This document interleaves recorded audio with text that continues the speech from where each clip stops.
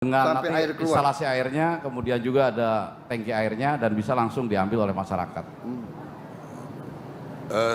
Mungkin nggak cukup Bang kalau di atas 100 Bang, karena itu tepat sasaran dan tepat guna.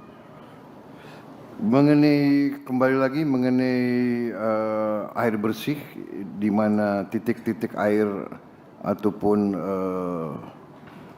apa itu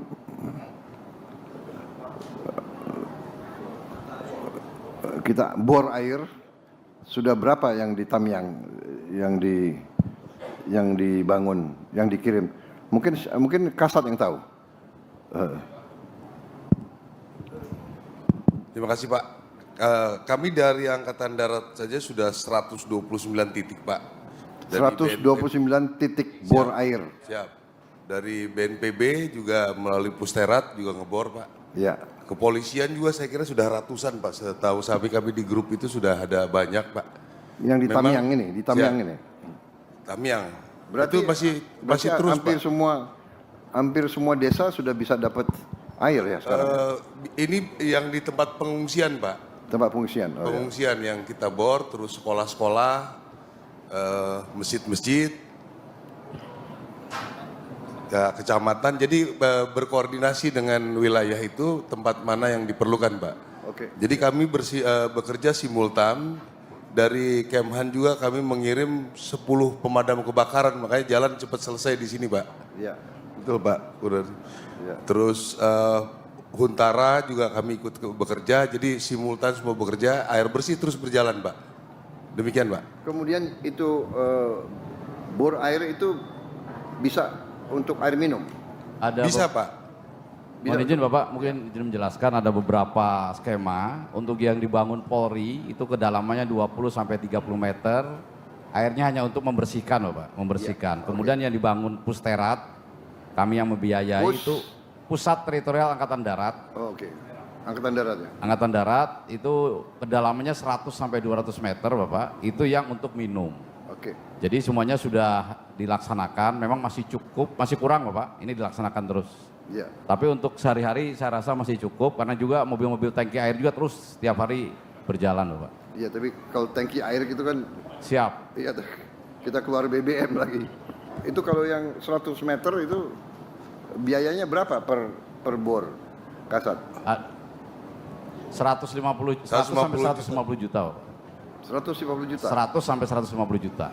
Siap. Mungkin dengan Lengkap itu, lengkap. Lengkap Bapak. Dengan Sampai nanti air keluar. instalasi airnya, kemudian juga ada tangki airnya dan bisa langsung diambil oleh masyarakat.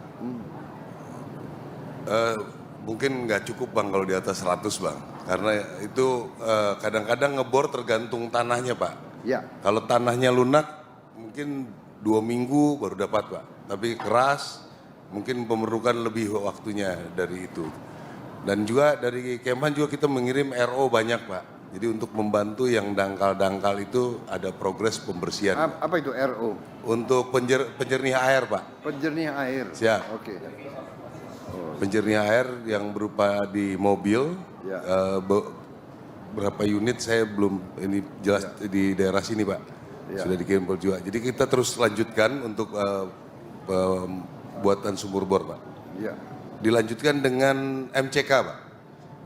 MCK Maaf itu. ya, kalau satu bor 150 juta itu saya anggap relatif murah gitu. Relatif murah, tapi itu Tergantung kedalamannya Bapak. saya tahu, tapi termasuk ongkos pekerja enggak? Termasuk ongkos bekerja Bapak. Termasuk? Siap. Atau kalian pakai tentara enggak dibayar gitu? Bayar Bapak. Siap. Tetap.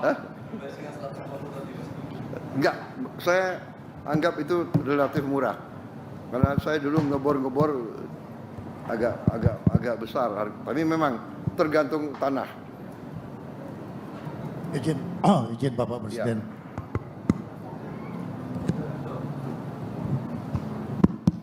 Setelah saya koordinasi dengan Wakil Panglima dan Kasat, hari ini sudah kita bentuk Satgas Kuala.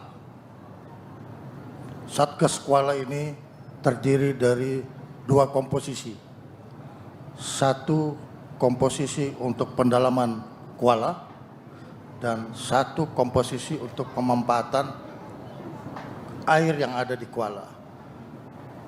Di 2 komposisi kapal ini akan kita naikkan water treatment system sehingga air yang ada di Kuala kita ambil, kita olah sehingga menjadi air jernih. Kita akan hari ini, siang ini terbentuk Satgas. 2 minggu kemudian kami akan operasional mulai dari Kuala Simpang. Demikian Bapak Presiden. Bagus, terima kasih. Koordinasi sama gubernur ya, daerah masing-masing semua. Ada lain-lain yang mau dilaporkan ke saya? Yang perlu tindakan? Download Tribun X sekarang, menghadirkan lokal menjadi Indonesia.